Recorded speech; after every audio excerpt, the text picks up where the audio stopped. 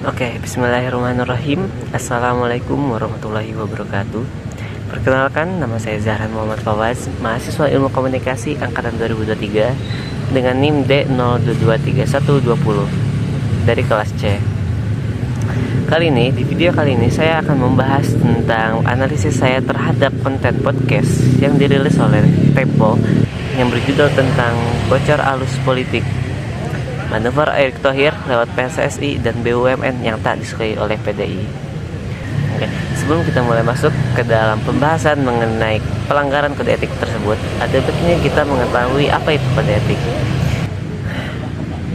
Kode etik jurnalistik adalah seperangkat aturan moral dan profesional yang perlu ditaati oleh setiap wartawan dalam melakukan tugas-tugas jurnalistik. Tujuannya adalah menjamin bahwa informasi yang diberikan kepada publik bersifat akurat, adil, berimbang, dan tidak merugikan pihak manapun.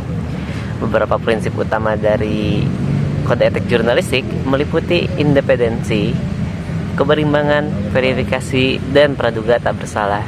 Kode ini ditetapkan oleh organisasi profesi seperti Dewan Pers dan menjadi pedoman utama untuk menjaga integritas dan kepercayaan publik kepada media.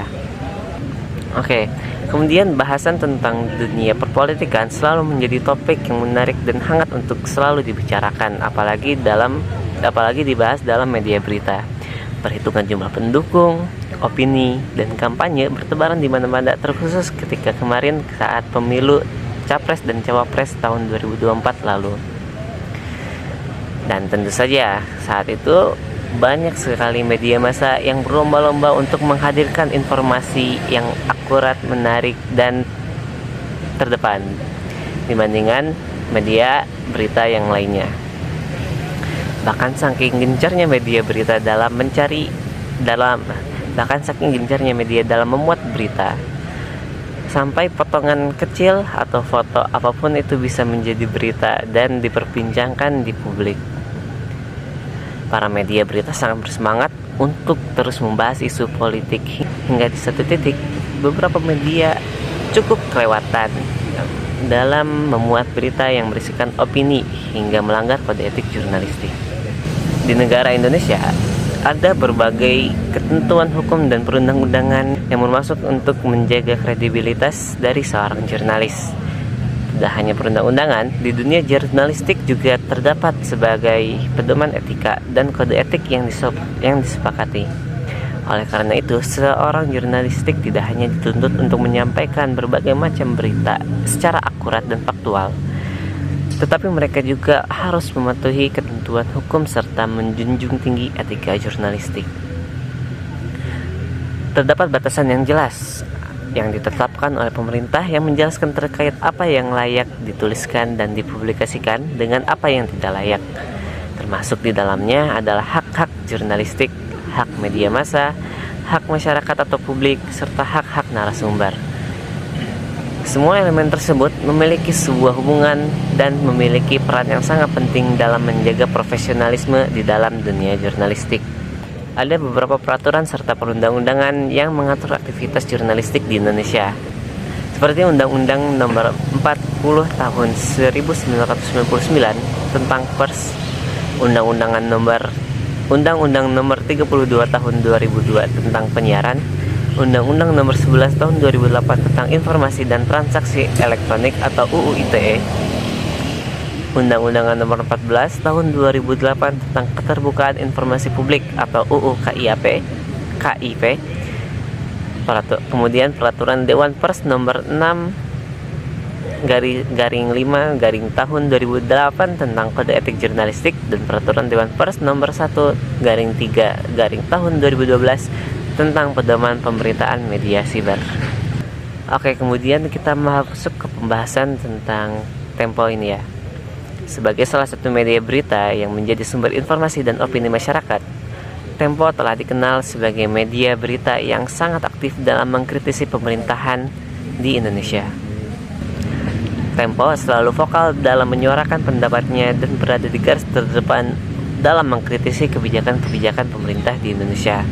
Namun pada 2024 yang lalu, ketika para calon presiden masih mencari pasangan wakil presidennya, Tempo merilis sebuah konten podcast di akun YouTube-nya yang berjudul Bocor Alus Politik Manuver Erick Thohir lewat PSSI dan BUMN yang tak disukai PDIP, yang ternyata terindikasi melanggar kode etik jurnalistik dan mendapat gugatan karena konten tersebut. Oke, oleh karena itu di sini kita akan membahas tentang di mana pelanggaran kode etik jurnalistiknya dan apa saja yang menjadi problem dari konten tersebut.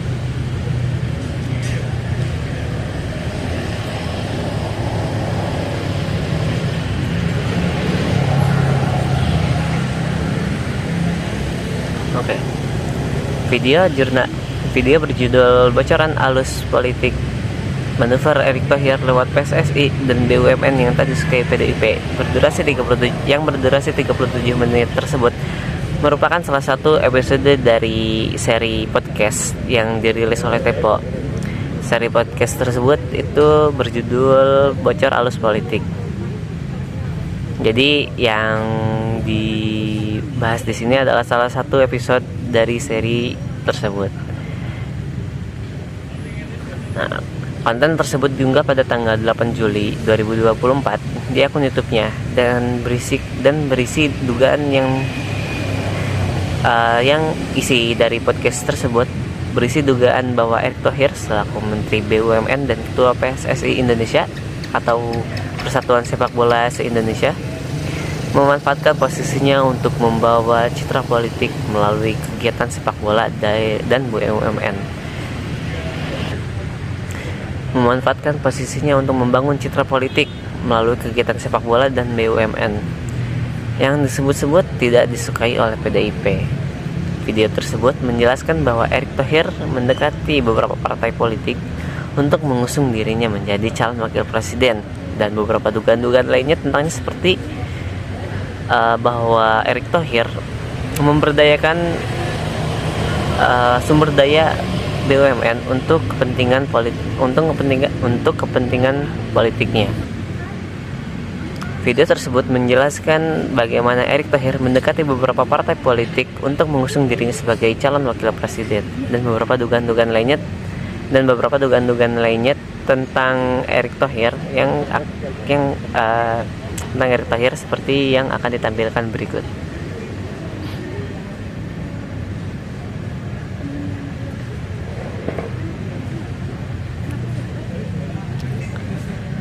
Oke, setelah ditelusuri lebih lanjut, konten tersebut ternyata mengandung beberapa pelanggaran terhadap kode etik jurnalistik dan mendapat gugatan dari Menteri BUMN dan Ketua Umum PSSI atau Erick Thohir.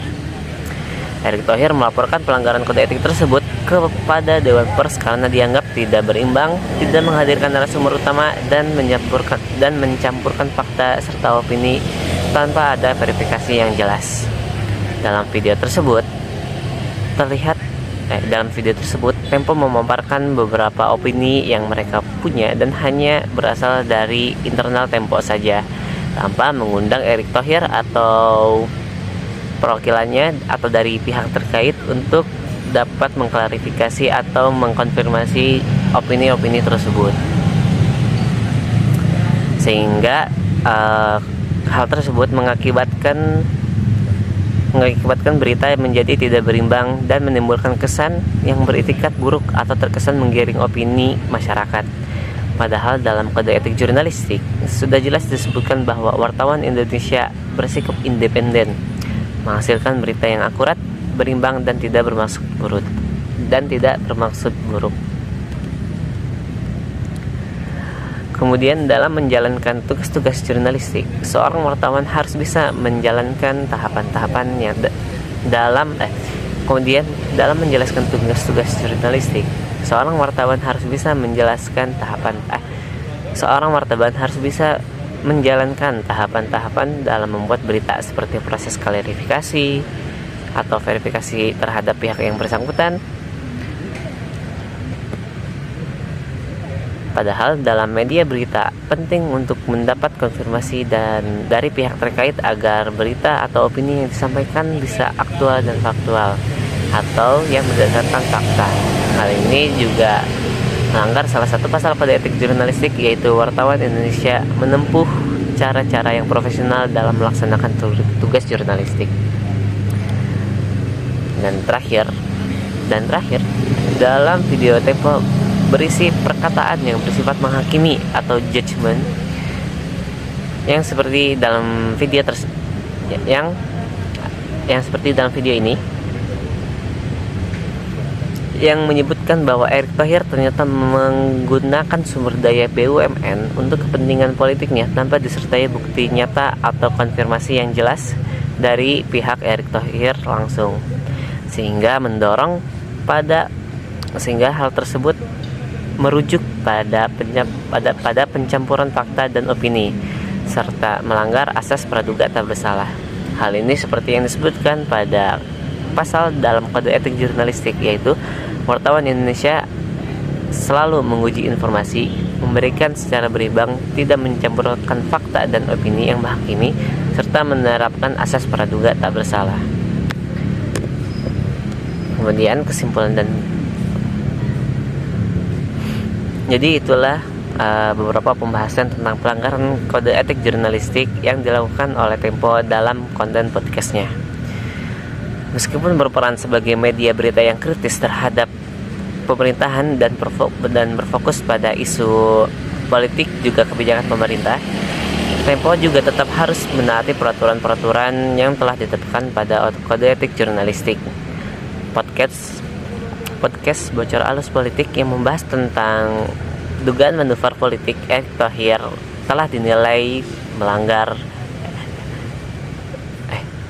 konten yang membahas tentang dugaan manuver politik, khususnya Tempo harus menaati peraturan-peraturan yang telah ditetapkan oleh kode etik jurnalistik. Podcast Bocor Alus yang membahas tentang dugaan manuver politik Erick Thohir telah dinilai sebagai pelanggaran terhadap kode etik jurnalistik, khususnya pada pasal 1, 2, dan 3.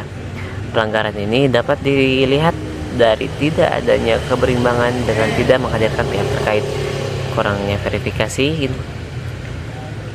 verifikasi informasi, dan pencampuran antara opini dan fakta yang mengarah pada penggiringan opini dan penghakiman. Kasus ini dapat menjadi pelajaran bahwa media berita tetap perlu bertanggung jawab secara profesional dalam menyampaikan informasi kepada publik, meskipun dalam format yang santai seperti podcast. Beberapa saran yang dapat diberikan untuk media berita adalah tetap mematuhi prinsip-prinsip dasar jurnalistik, terutama dalam keberimbangan dan verifikasi, meskipun dalam format berita seperti podcast. Perlu juga bagi para jurnalistik agar dapat meningkatkan sensitivitas mereka terhadap batasan antara opini dan fakta, karena bisa jadi para jurnalis tidak sadar bahwa apa yang dituliskannya adalah sebuah opini dan tanpa konfirmasi yang dapat merugikan pihak lain. Pihak Dewan